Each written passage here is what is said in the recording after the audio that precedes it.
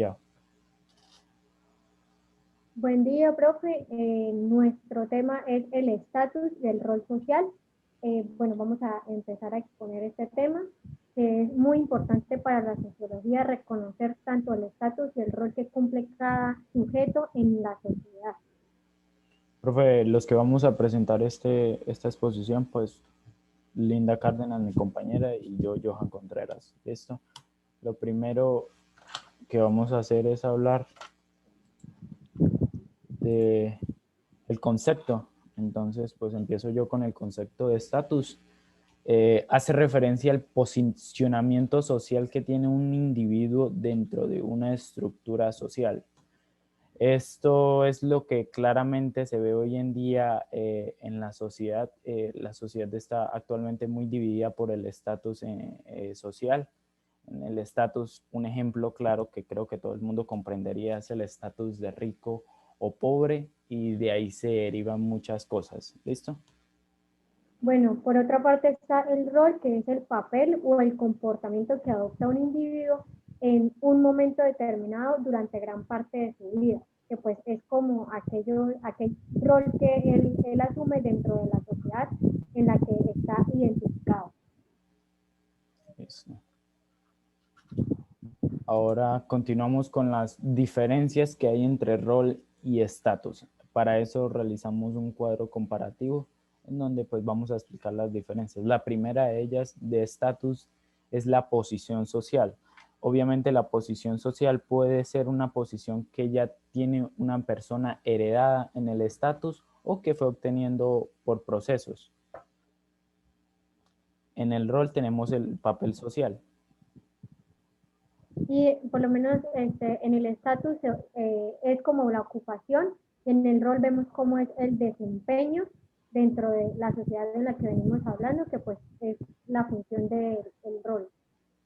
La estructura social, la sociedad siempre ha estado acompañada se divide siempre dependiendo de quién tiene más riquezas o por culturas o por creencias, que si es ateo, que si es cristiano, que si tienen carro, que si tiene moto, y eso los divide.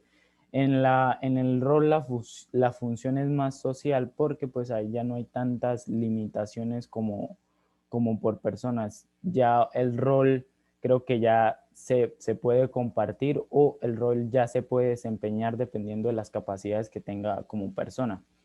Ahora, en la otra parte donde hablamos de valorativo, el valor, el prestigio, la dignidad, es una diferencia muy, muy clara del rol, porque pues en el estatus lo que importa es lo que usted tenga y lo que puede demostrar, a diferencia del rol.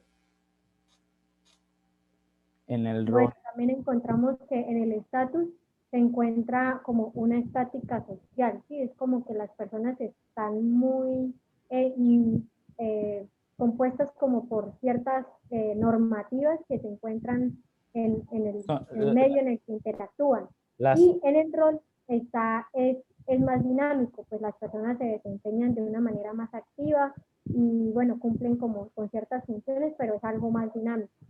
Sí, claro, porque es que la estática social haría más o se refiere más a las condiciones en las que vive la persona.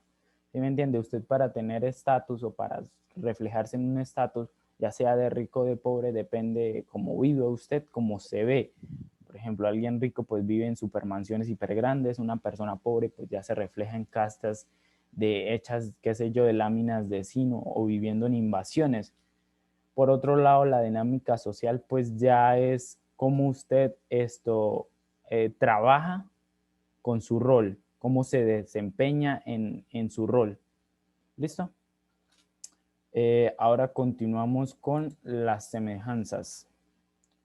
Linda, por favor, lea. Bueno, vemos entonces que en las semejanzas los roles y estatus son dos herramientas muy fundamentales en cuanto a los análisis que hacemos sobre los comportamientos sociales que se evidencian.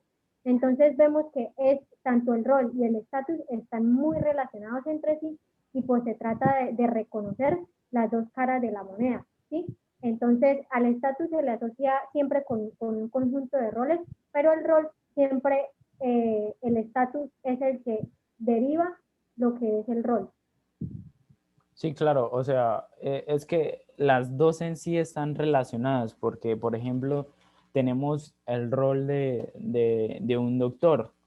Un doctor acá o en cualquier parte del mundo, siempre cuando alguien habla de un doctor médico, se refiere a un estatus de una, piensa en un estatus de persona que vive bien, que tiene su casa, que tiene su carro. Entonces, las dos siempre se interrelacionan porque el rol siempre tiene que, como que depende de lo que vean el estatus. Y el estatus también siempre va a depender del rol que destaca la persona. Así es. Acá tenemos el ejemplo del profesor, por ejemplo, por mi tema que estoy hablando de estatus, el estatus de un docente acá en Colombia es el de una persona de estrato medio. Jamás, o bueno, por mi parte no he conocido docentes que digan, no, no tengo deudas, me puedo dar la vida de lujo, viajar alrededor del mundo y todo eso. Siempre son docentes que, por ejemplo, acá en Colombia suceden mucho lo de los paros, porque el estatus o como se ve el docente o como lo presentan acá en Colombia es de una persona de estrato medio. Sí, son profesiones que no tienen un estatus muy bueno, o sea, es como una persona que tiene lo necesario, pero no maneja como más posibilidades de vivir de mejor manera, ¿sí? No tiene como más alcance. Ajá. Y ahora hablando del rol, pues es el rol de un docente. Lo que él tiene que desempeñar es educar, hacer entender educar a las generaciones, ya sea en el colegio, en la universidad. Creo que lo del rol de docente es bastante comprensible. Es un ejemplo bastante fácil de identificar. Ahora, la siguiente son las teorías. Nosotros sacamos dos teorías que como que interrelacionamos con este tema, que una de ellas es el materialismo histórico de Karl Marx y la otra es la pedagogía del oprimido de Paulo Freire. Entonces vamos a empezar con la pedagogía del oprimido. Bueno, en la pedagogía del oprimido encontramos como aquellas personas que no tienen las posibilidades para educarse, ¿sí? Esas personas que son analfabetas, que no conocen más allá de lo que pues han podido dentro de su condición de estatus, ¿no? Entonces, ¿qué pasa con la pedagogía del oprimido? Lo que busca Paulo Freire es que haya una pedagogía liberadora, ¿sí? Que los alfabetice y que los hagan individuos críticos y reflexivos de su medio, de su entorno. Entonces, pues el principal objetivo de este tipo de educación es desarrollar lo que es el espíritu crítico de las personas, ¿sí? Para que a partir del diálogo puedan empezar como a conocer un poco más y abrirse un poco más en campo educativo. Otra cosa que pues me parece que también es muy importante es que Freire trabajó para suprimir como esas situaciones culturales de dominación, ¿sí? De las personas que son privilegiadas, que pues tienen más posibilidades de tener lo que deseen y de también como oprimir a aquellos que no tienen esas posibilidades dentro de las realidades posibles para que se transformen. Listo, ahora por otra parte, el materialismo histórico de Karl Marx nos habla sobre, bueno, esta teoría estudia la formación y el desarrollo de la sociedad, lo cual está muy, pero muy relacionado con lo que nosotros estamos viendo del estatus y el rol social. Porque, por ejemplo, en esta teoría, él nos estudia la economía, la historia, la filosofía y cómo eso rige el cambio social esto y cómo también afecta y crea conflictos sociales en la sociedad que vivimos, porque a veces actualmente por el estatus se crean muchos conflictos de que, ay, no, es que yo tengo más plata, que es el más común, yo tengo más plata y siempre termino humillando al pobre solo por tener más plata y por estar en ese estatus. Algo que quiero basarme acá del libro, el que nos dice, las características definitorias del materialismo histórico consiste en la afirmación de que son las bases económicas y los modos de posesión de los bienes materiales los que se encuentran a la base de la transformación social. O sea que según este pedacito, siempre es lo que usted tenga lo que lo define como persona, según este pedacito, que siempre nada que ver con el individuo, porque a pesar de que usted haga un rol siempre el dinero o el estatus va a afectar ese rol que usted esté realizando. Entonces, nada, yo creo que por esa parte nosotros relacionamos las teorías con lo que estamos, con nuestro tema. Y para Además que John, también en el materialismo histórico vemos cómo se estudian las clases sociales. Marx es uno de esos pensadores que busca conocer un poco más sobre las clases sociales y las personas que están abajo y cómo esas personas que están abajo pueden empezar a deconstruirse para poder lograr un desarrollo. Y otro aspecto a resaltar es que pues Marx estudia mucho los discursos de las personas que tienen el poder. Entonces, pues él estudia como esos lenguajes, esos símbolos que ellos tienen para poder tener un estatus y lograr que pues existan también las personas oprimidas, las clases y todo este conjunto de cosas que se reflejan dentro de la sociedad. Y nada, ahora sí para continuar y para finalizar con nuestra exposición, quisimos dar algunos datos curiosos de nuestro tema.